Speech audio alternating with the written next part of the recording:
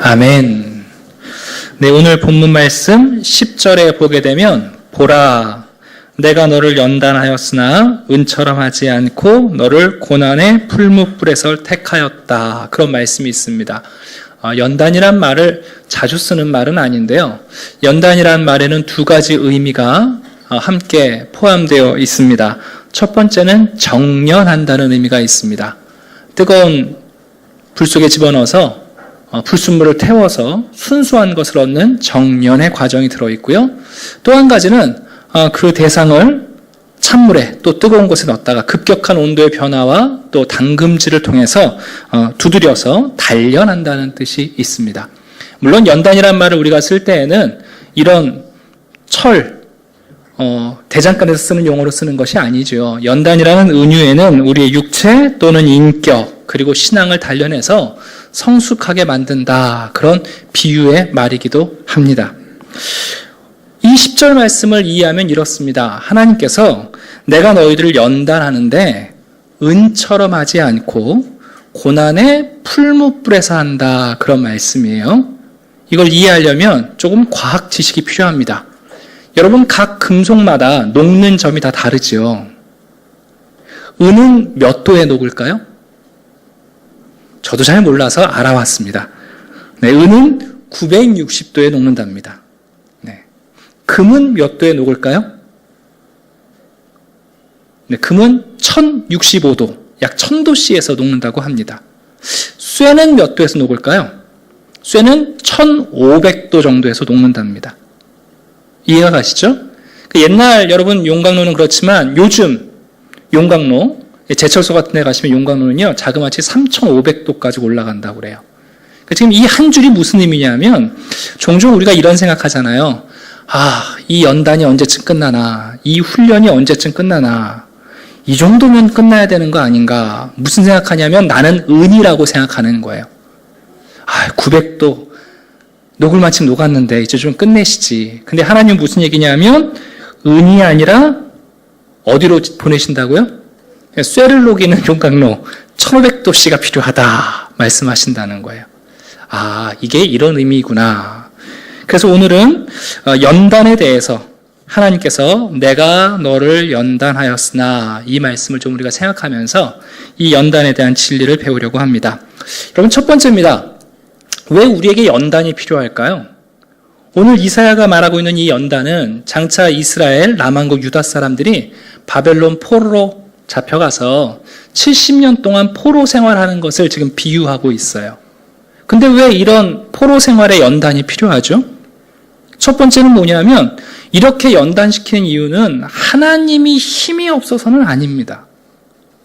하나님이 자기 백성을 바벨론이라는 나라로부터 지키시지 못하는 이유는 하나님이 힘이 없어서는 아니에요.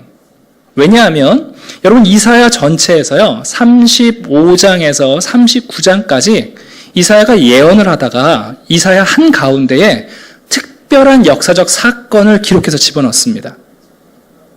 이사야가 하나님께서 이스라엘 백성들의 죄를 책망하시고 너희들을 징계하신다. 장차 너희들이 바벨론 포로로 끌려갈 터인데 그곳에서 하나님이 너희들을 위로하시고 70년 만에 돌이키실 것이다. 예언을 하고 있어요. 근데 그 한가운데 구체적인 역사적 사건을 한 가지를 집어넣고 있어요. 그게 뭐냐면 이사야가 살았을 때에 히스기야 왕이 통치하던 때 있었던 역사적 사건이에요. 이미 이사야가 사역을 할 때에 북왕국 이스라엘은 아수르에 의해서 멸망당합니다. 그리고 그 아수르 군대를 이끈 사네립 왕이 남왕국 유다에까지 쳐들어옵니다. 유다의 모든 성을 다 포위하고 이제 예루살렘 성 하나 남았는데요. 자그마치 18만 5천 명의 군대가 예루살렘 성을 둘러싸고 이스라엘 왕에게 항복을 요구하는 거죠. 그때 여러분, 이사야가 히스기야에게 그런 얘기하거든요. 하나님께서 하루아침에 이 군대를 물리치실 수 있습니다. 믿었을까요? 안 믿었을까요? 어떻게 믿겠어요, 여러분? 지금 이 아수르 대군은 여러분, 당시 고대 근동에 완전 패권을 장악한 사람들이거든요. 북왕국 이스라엘을 완전히 무너뜨리고 멸망시키고 이제 남왕국 유다로 왔다고요. 근데 이사야가 와서 얘기하는 거죠. 히스기야 왕한테 걱정 마십시오. 하나님께서 이 군대를 하루아침에 물리치실 수 있습니다. 그리고는 여러분, 열왕기하 19장에 보면 정말 그런 일이 벌어집니다. 이 밤에 여호와의 사자가 나와서 아수르 진영에서 군사 18만 5천 명을 친지라. 아침에 일찍 일어나 보니 다 송장이 되었더라. 하루아침에 18만 5천 명의 군대를 송장을 만드셨습니다. 사네립 왕은 도망쳐가지고 자기 수도인 느느웨로 가가지고 자기 신에게 제사 드릴 때에 자기 신에게 자기의 안녕과 자기의 국가를 지켜달라고 제사 지내다가 반역자인 부하들에 의해서 신전에서 죽임을 당합니다. 그게 여러분 이사야가 자기의 생전에 이 예언을 하면서 구체적인 역사적 사건으로 적혀 있는 겁니다. 왜 이사야가 이 기록을 이사야 한가운데 적고 있냐면 하나님이 너희들을 바벨론 포로로 보내시는 거 그거 하나님이 실력이 없고 능력이 없어서 보내는 게 아니라는 거죠. 우리가 연단을 받는 이유는 하나님 우리를 돕지 못하시고 우리를 보호하지 못하시고 우리를 변화시키지 못하셔서 연단시키시는 게 아니라는 거예요. 연단은 왜 하시는가? 하나님이 실력이 없어서가 아니라 바로 우리 때문에 하나님이 연단을 하신다는 거예요. 오늘 1절부터 우리 8절까지 내용을 보게 되면 우리를 연단해야 하는, 우리 때문에 연단하신 이유가 세 가지가 나와요. 우리 한번 1절 볼까요? 먼저 왜 우리는 연단받아야 하는가? 이스라엘 백성들은 연단받아야 하는가? 이렇게 말씀합니다. 너희는 이스라엘의 이름으로 일컬음을 받고 유다의 허리에서 나왔고 여호와의 이름으로 맹세하고 이스라엘의 하나님을 기념하면서도, 여러분 지금 이스라엘 민족을 부를 때마다 사람들이 뭐라고 부르냐면 이스라엘 민족이라고 부른다고요. 근데 여러분 그 이스라엘이라는 이름의 뜻은 뭐냐면 하나님 우리를 다스리옵소서라는 뜻이 거기에 담겨 있어요. 그렇다면 이스라엘이라는 이름을 부르고 이스라엘이라는 이름으로 불릴 때마다 그 이름의 의미는 뭐냐면 하나님이 우리의 삶에 개입하시고 하나님이 우리의 왕이라는 것을 입증하십시오, 그런 뜻이 있거든요. 정작 자기들의 이름표는 이스라엘이라고 붙여놓고 나서 근데 그들의 삶에 뭐가 없냐면 그 하나님에게 걸맞는 공의와 진실이 없다는 거예요. 그러니까 이스라엘 백성들의 신앙을 세 가지로 요약하면 첫 번째는 명목상 신앙이에요. 무늬만 이스라엘, 이름표만 이스라엘인 거죠. 두 번째는 뭐냐면 이들의 신앙은 위선적이에요. 예배당에서의 신앙과 시장에서의 삶이 다른 거죠. 무엇보다 가상적인 신앙이에요. 하나님을 생각할 때마다 항상 무슨 얘기를 하냐면 만약 이러이러하시면, 이러고 하나님과 늘 거래를 하는 신앙이에요. 왜 우리에게 연단이 필요한가? 사실 우리도 별반 다르지 않죠. 우리가 그리스도인, 기독교인이라고 하지만 사실은 주일마다 교회를 오고 성경책을 끼기도 하고 가요를 듣기보다 기독교 음악을 듣기도 하고 헌금도 하지만 우리 역시 명목상, 그리고 나도 모르게 위선적인 모습, 그리고 하나님과의 신앙도 조건적이고 가정적인 신앙을 겪는 경우가 많죠. 이 신앙을 여러분 순수하게 만들려면 연단이 필요하다는 거예요. 또 한 가지, 왜 우리에게는 연단이 필요한가? 두 번째는요, 우리의 고집 때문이에요. 우리 한번 4절 볼까요?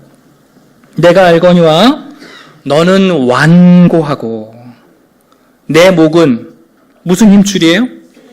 쇠 힘줄이에요. 그리고 내 이마는 노시예요. 뻔뻔해요. 왜 용광로에 집어넣어야 하는가? 이 이스라엘 백성들의 그 고집이 쇠고집이에요. 이마가 노시예요. 반짝반짝해요. 뺀들뺀들한 거예요. 반짝반짝거려요. 그래도 고집을 포기하지 않죠. 아까도 얘기했지만 하나님이 나에게 좀 힘들게 하는 환경을 주시면 나 연단 끝난 것 같은데 왜 또 연단하시지? 자기가 은으로 하는 거죠. 960도에서 녹을 은이라고 생각하는데 하나님 볼 때는 너는 은이 아니라 쇳덩어리다. 알미늄이다. 3500도씨에 들어가도 잘 안 녹는다. 근데 여러분 라오디게아 교회를 향해서 하신 말씀이 이런 말씀이 한번 들어보시겠어요? 내가 말하기를 나는 부자라 부유하여 부족한 것이 없다 하나 내 곤고한 것과 가련한 것과 가난한 것과 눈먼 것과 벌거벗은 것을 알지 못하는도다. 남들은 다 보는데 자기만 못 봐요. 그러니까 하나님 그러시는 거예요. 내가 너를 권하노니 내게서 불로 연단한 금을 사서 부유하게 하고 흰 옷을 사서 입어 벌거벗은 수치를 보이지 않게 하고 안약을 사서 눈에 발라 보게 하라. 무릇 내가 사랑하는 자를 책망하여 징계하노니. 우리의 고집 때문에 우리에겐 연단이 필요해요. 여러분, 사람이요, 고집 없는 사람 아무도 없어요. 근데 그걸 자기의 의지로 알아요. 최심은 고집이 센가요? 안 그래요, 여러분. 저도 고집 있어요. 고집 없는 사람이 어디 있어요? 특히 하나님 앞에서 여러분, 우리가 다 정말 단단한 고집을 갖고 살아가요. 뿐만 아닙니다. 왜 연단이 우리에게 필요한가? 세 번째 이유가 5절에 나와 있습니다. 5절 볼까요? 그러므로 내가 이 일을 예로부터 내게 알게 하였고, 쭉 말씀하시면서 내가 새긴 신상과 부어 만든 신상, 하나님이 말씀하신 거, 하나님이 자기 말씀이 믿을 만하다는 것을 보여주기 위해서 선지자를 통해서 몇백 년 전에 예언하시고 그 예언 그대로 실행하세요. 그리고 그 일을 성취하세요. 제발 하나님 말을 좀 믿으라고. 근데 이스라엘 사람들은 어떻게 하냐면 믿을 만한 하나님의 말씀은 믿지 않고 자기들이 원하는 신을 스스로 만들어요. 자기들이 믿고 싶고 믿을 만한 우상들을 스스로 만들어서 그 우상들에게 말을 가르쳐주고 그 말을 따르기를 훨씬 좋아하는 거예요. 여러분, 우리 시대에도 우리 스스로 만든 우상들이 얼마나 많은지 몰라요. 재미있는 예를 한 가지 들어드릴까요? 여러분, 혈액형이 어떻게 되시나요? A형은 소심합니까? B형은 괴팍해요? 제가 청년들한테 너 한번 누구 만나봐라 그러면 혈액형이 뭐예요? B형이다. 안 만날래요. 여러분, 혈액형이 그 일본에 있는 이상한 사람이 만든 말도 안 되는 거잖아요. 근데 왜 그건 철저하게 믿으면서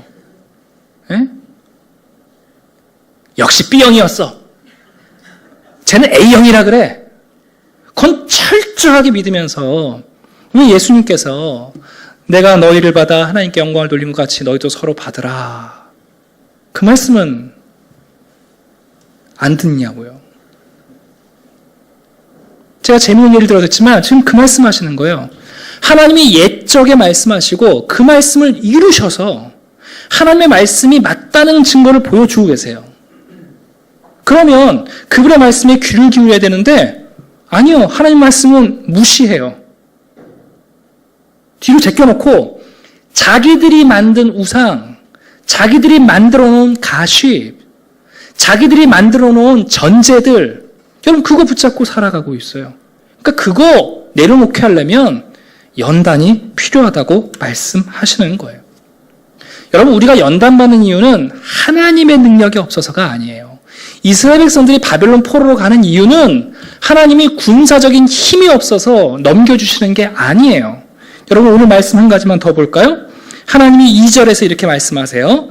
그들은 거룩한 성 출신이라고 스스로 부르며 이스라엘의 하나님을 의지한다고 하면서도 하나님의 이름이 뭐예요? 만군의 여호와. 여러분, 이 만군이란 말이 은하수를 뜻해요. 은하수. 밤에 여러분 하늘을 보시면 은하수의 별들을 세실 수 있습니까? 하나님이 거느린 군인들의 수가 하늘의 은하수처럼 많다는 뜻이 만군의 여호와라는 이름의 뜻이에요. 그러면 그렇게 많은 군대를 거느리신 하나님이 아수르 18만 5천 명을 하루아침에 송장 만드시는 그분이 힘이 없어서 바벨론으로 보내시겠냐고요. 그거 아니시라고요. 하나님이 지금 너희를 바벨론 포로로 보내시는 그 연단의 이유는 뭐냐 하면 하나님이 힘이 없어서가 아니라 너희 때문에, 우리 때문이라는 거예요. 왜? 우리의 고집 때문에. 우리가 하나님 말씀은커녕 내가 만든 우상에게 더 귀를 기울이고 그 말씀이 될 때까지 붙잡고 있는 그 고집 때문에. 하나님께서 우리에게 연단하신 이유는 뭔가? 적어도 그 연단의 과정을 거치고 나면 우리 가운데 4가지 유익이 생겨요. 한번 그 4가지 연단의 유익을 살펴보겠습니다. 첫 번째는 뭐냐 하면 여러분, 우리가 연단을 잘 받고 나면 성숙해져요. 그것을 뭐라고 표현했냐면 선악을 분별할 줄 알게 돼요. 예를 한번 들어드릴게요. 우리가 요즘은 정수기를 일상적으로 쓰잖아요. 예. 그래서 여러분들 정수기 보면 빨간 곳은 뜨거운 물이 나오고 파란 쪽엔 찬물이 나오고, 근데 우리 교회 정수기를 새로 들여놨는데 몇몇 분이 저한테 이런 질문을 하세요. 목사님, 우리 교회 정수기는 찬물은 안 나오나요? 우리 교회 정수기 찬물이 나오나요? 안 나오나요? 근데 우측에 있는 정수기 보시면요, 요 밸브를 이렇게 돌리시면 정수, 딱 그냥 온수가 나오고요. 이렇게 돌리면 냉수가 나오는 걸 아셨나요? 모르는 분도 계시네요. 제 얘기를 왜 하는가? 여러분, 연단이라는 게 뭐냐면 뜨거운 맛을 한번 보면 분별력이 생기기 시작해요. 어린아이들이 정수기가 뭔지도 모르고 확 됐다가 뜨거운 물 나오면, 요즘 뭐 안전장치가 있습니다만은 손을 한번 대면 그 다음에 어떻게 할까요? 아무렇게나 누르지 않아요. 가서 봐요. 빨간색이 어느 건가. 어떤 정수기는 반대로 있기도 합니다. 연단받으면 뜨거운 맛을 보면요, 여러분 그때부터 어떤 일이 벌어지는가? 분별력이 생기는 거예요. 단단한 음식은 장성한 자의 것이니 그들은 지각을 사용함으로 연단을 받아 선악을 분별하는 자들이라. 특별히 여러분, 이 분별력은요, 우리의 육체의 연단 가운데 얻는 유익이 많아요. 그래서 여러분, 이 분별력이 생기게 되면 무엇이 진짜 필요한 것이고 무엇이 불필요한지를 알게 된다고요. 무엇이 주식이고 무엇이 간식이고 무엇이 필수품이고 무엇이 액세서리인지를 알게 되는 거예요. 그래서 성숙해져 가는 거예요. 어린아이들은 여러분, 돈 10,000원짜리를 줘도요 500원짜리 동전 선택합니다. 미숙하기 때문에 그렇죠. 여러분, 우리가 큰 병을 앓고 나면요 성숙해져요. 내가 몸이 아파 보니까 그거 필요 없더라. 그게 중요한 게 아니더라.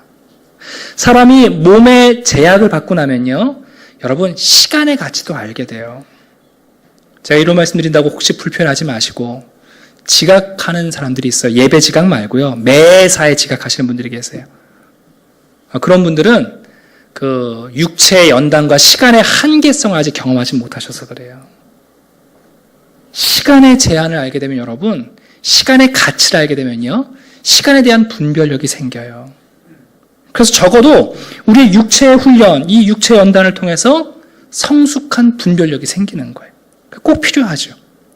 또 연단의 두 번째 유익은 뭐냐 하면 우리의 죄를 깨닫게 만드셔서 참된 회개를 하게 하심으로 우리를 정결케 하는 일을 연단 과정 가운데 가지고 오세요.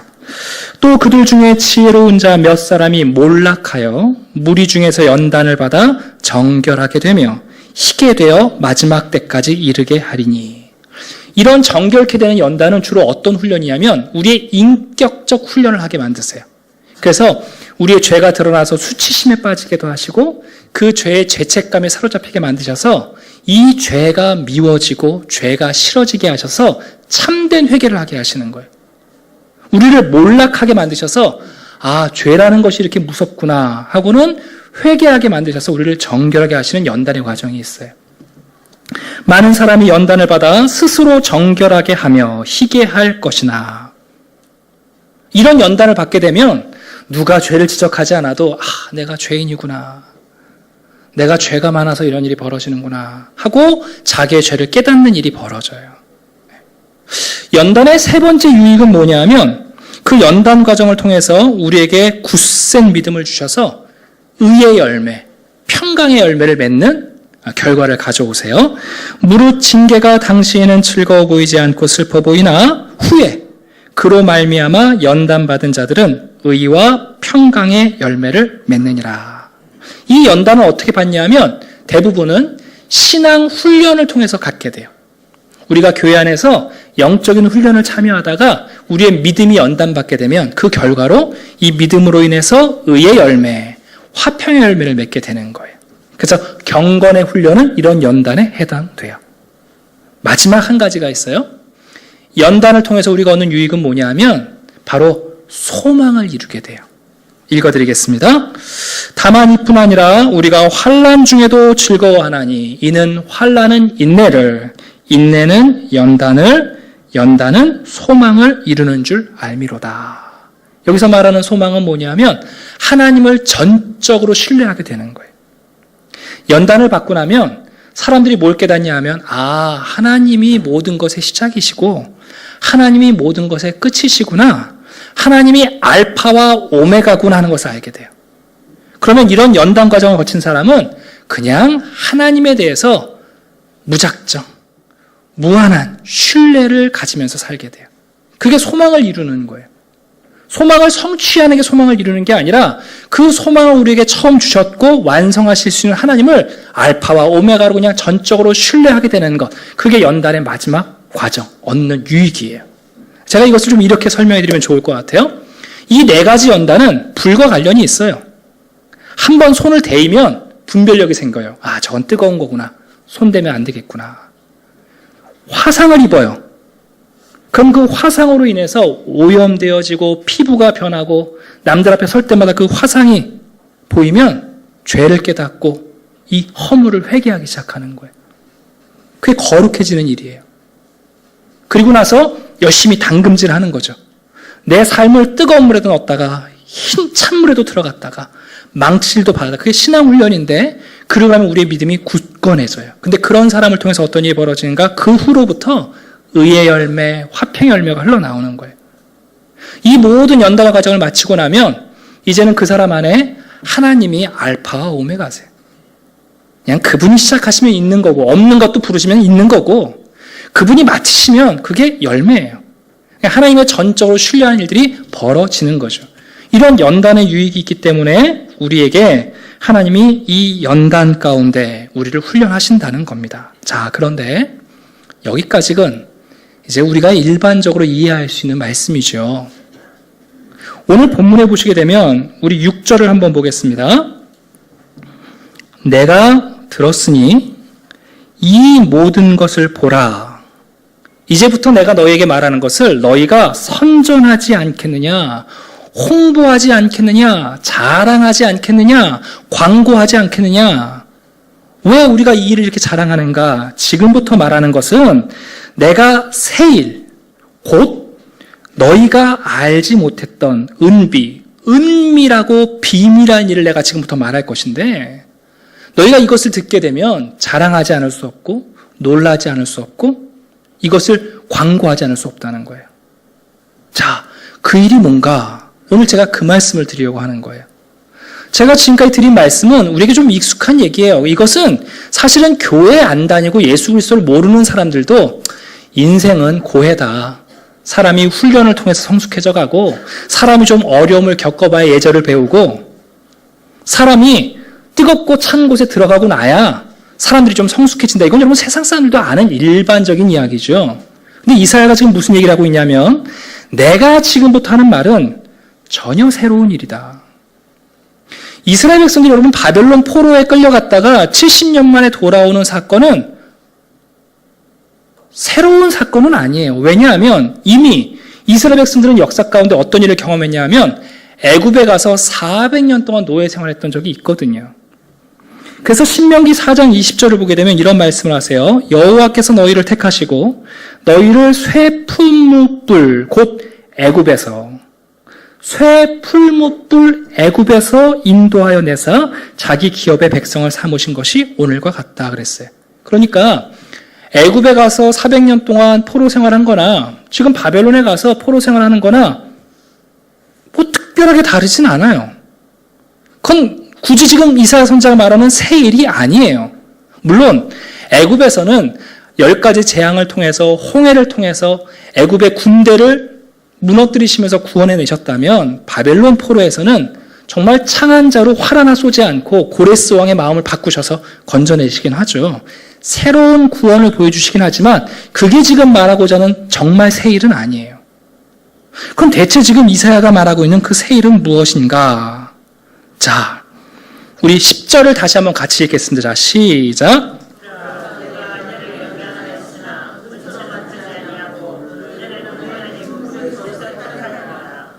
네, 여기 보면 내가 너를 연단하였으나 은처럼 하지 아니하고 너를 고난의 풀무불에서 택하였노라. 여러분 난해주를 보시면 뭐라고 되어 있습니까? 1번 이렇게 되어 있고요.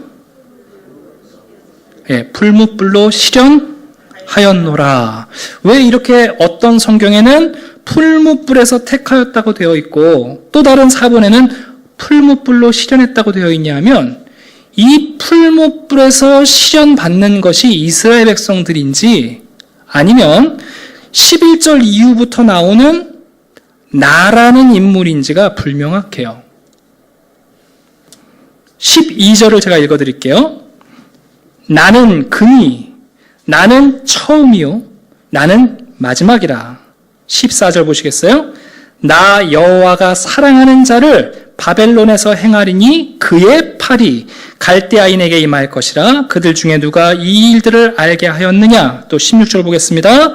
내가 처음부터 비밀이 말하지 아니하였나니 그것이 있을 때부터 내가 거기에 있었노라 하셨느니라. 이제는 주 여호와께서 나와 그 영을 보내셨느니라. 이게 여러분 이디오피아 내시가 전차 위에서 이사야를 읽다가 빌립한테 물은 거예요. 이사야에서 나오는 이 나가 선지자냐?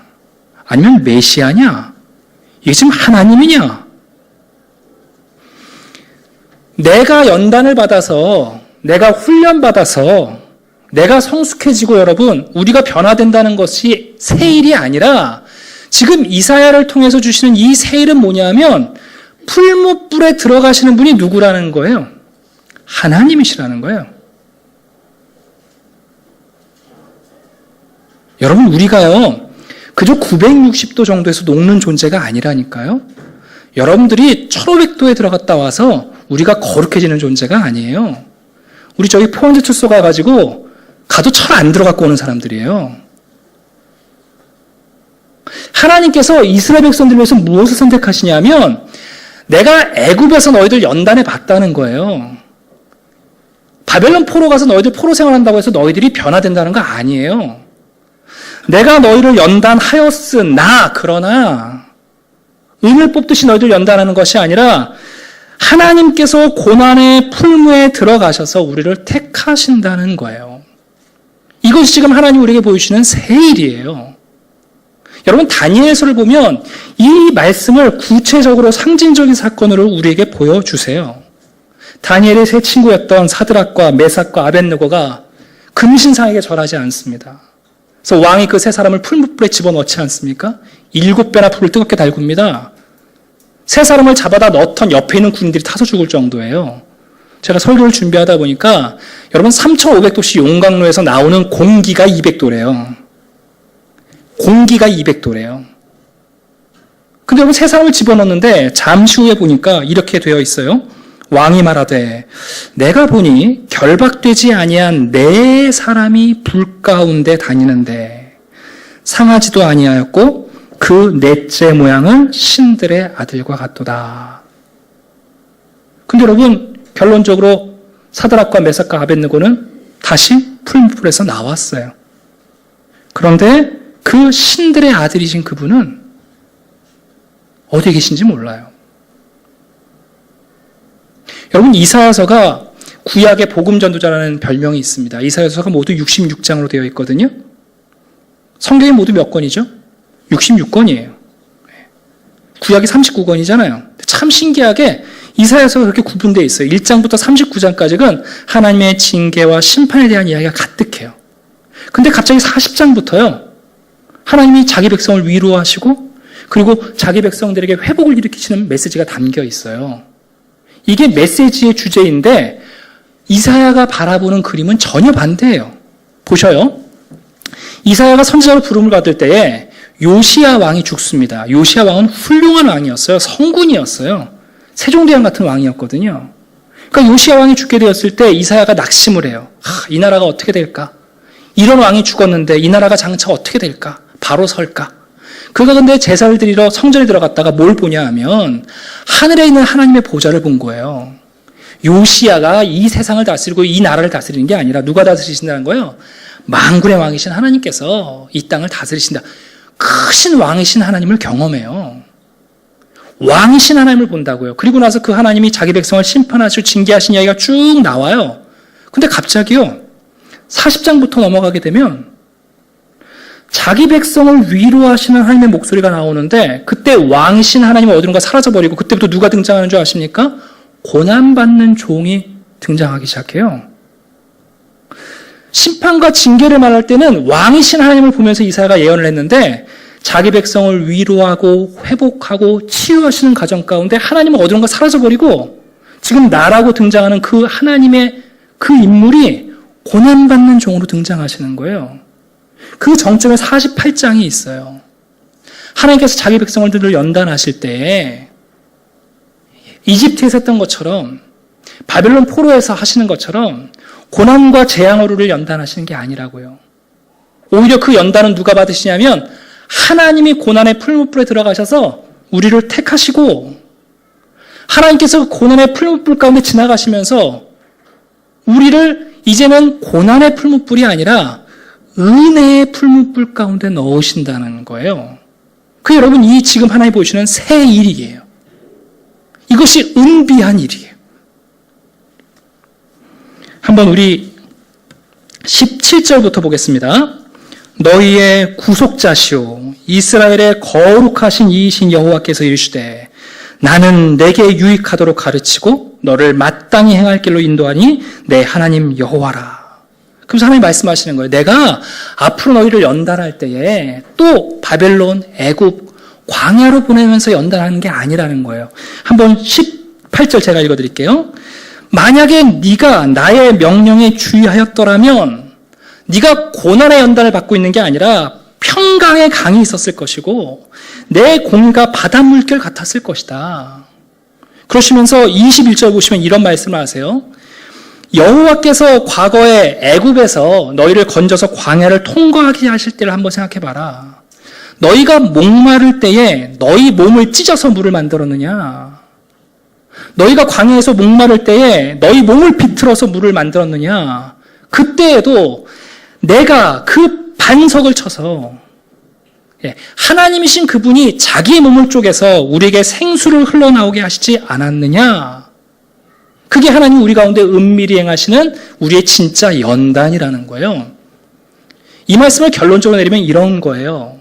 우리가 복음을 받아들여서 예수 그리스도를 믿으면서도요, 많은 성도들이요, 자기 연단을 이 풀무불의 연단처럼 생각해요. 고난의 연단을 받는다고 생각한다는 거예요. 근데 아니에요. 우리에게 복음이 온 이후에 예수님의 십자가 이후에 우리에게 있는 그 연단은 여러분 고난으로 말미암는 연단이 아니라 하나님의 은혜로 말미암는 연단이에요. 제가 드린 말씀을 이해를 하실 수 있을까요? 고난을 통해서 우리가 변화되는 것이 아니라 하나님의 사랑의 학교에 들어가서 변화되는 거예요. 교도소 과정에서 갱생되고 있는 게 아니라 하나님의 사랑의 학교에서 변화되고 있는 거라고요. 주님께서 이거 지금 이 말씀을 하고 싶으신 거예요. 내가 지금부터 새 일을 행한다. 이 새 일은 과거의 일과 다르다. 애굽에서 노예 생활하다가 너희들이 바뀌는 그런 게 아니다. 지금부터 내가 할 새 일은 너희들을 고난 가운데 집어넣지 않고 그분이 고난의 풀무불에 들어가셔서 그때 우리를 선택하시고 우리에게는 은혜의 풀무불 가운데 던져 넣으시는 거예요. 그래서 우리는 고통 때문에 삶이 변하는 부정적인 변화가 아니라 하나님의 사랑 때문에 우리가 변화되는 은혜의 풀무불 속에 있는 거라고요. 그래서 하나님이 예를 드시는 거죠. 과거에도 그랬다. 너희들은 광야를 지나가면서 그 광야 고통 때문에 너희들이 바뀌었다고 생각하지만 광야에서 물이 필요할 때 네 몸들 쪼갰냐? 너희들의 몸을 짜냈냐? 아니라는 거예요. 그때도 하나님이 자기의 몸을 쳐서 반석에서 샘을 내셨다는 거예요. 말씀을 정리하려고 합니다. 오늘은 4월달 마지막 주일입니다. 우리가 4월달에 예수님의 십자가, 그분의 고난, 죽음과 부활을 하나님의 약속의 말씀을 통해서 쭉 살펴봤습니다. 그리고 지난주에 주의 뜻을 아는 것이 중요한 것이 아니라 행하는 것이 중요한데 주의 뜻을 행하는 비밀은 어디 있는가? 하나님의 사랑이 나타날 때 우리가 행할 수 있다고 그랬어요. 여러분, 이 이사야 선지자가요, 구약에서 이 장차 오실 메시아를 바라보면서 얘기하고 있는 거죠. 왕이신 하나님은 정작 우리가 바라보는 그 왕권, 우리가 하나님의 자녀라는 대단한 특권은 여러분, 우리를 바꿔내지 못할지 모르지만 우리에게 왜 이 고난받는 그리스도를 통하여 그 은혜의 용광로 속에 우리를 던지시는가? 여러분들은 지금 교도소에서 훈련받고 계시지 않습니다. 우리는 그 사랑의 아들의 나라 속에 있습니다. 하나님은 우리를 바꾸시려고 여러분을 고난 속에 밀어넣으시지 않습니다. 오히려 하나님의 사랑의 품으로 여러분을 가끔만 안으로 품기를 원하시는 거예요. 그런데도 이 사실을 알지 못하고 여전히 뭐하고 계시냐면 고난의 훈련장으로 가는 거죠. 그것이 하나님의 뜻이라고 생각하면서 그거 아니라는 거예요. 너희가 나의 명령에 주의하였더라면 내 평강이 강과 같았을 것이고 내 공의가 바닷물결 같았을 것이다. 이미 사랑의 아들의 나라로 옮기셔서 우리를 그 사랑으로 바꾸시길 원하는 거예요. 그리스도인들의 연단은 고난으로 말미암은 연단이 아니라 하나님의 사랑의 은혜로 말미암은 연단이에요. 여러분, 이 전환이 복음 안에 있는 놀라운 비밀이에요.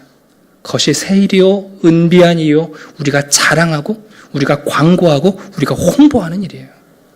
그러니까 내 삶의 지금 변화는 아이고 내가 가난해서 이제 조금 절약할 수 있게 됐어. 이거 아니에요.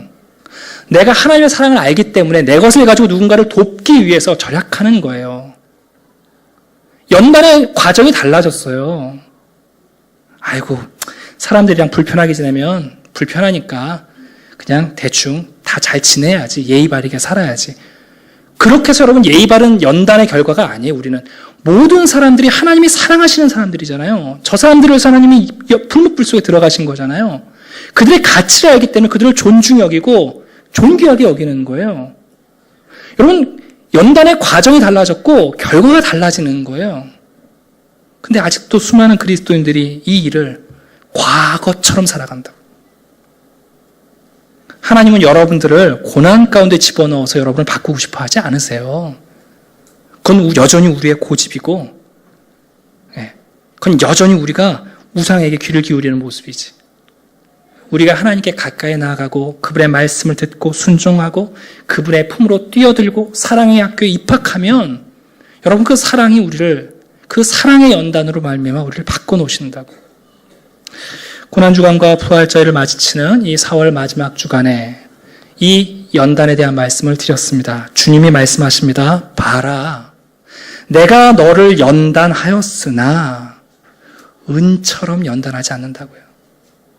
오히려 너를 위해서 내가 고난의 풀무불 속에서 너희를 택했다라고 말씀하고 계신 거예요.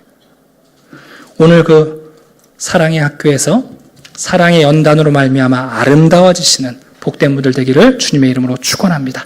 기도하겠습니다.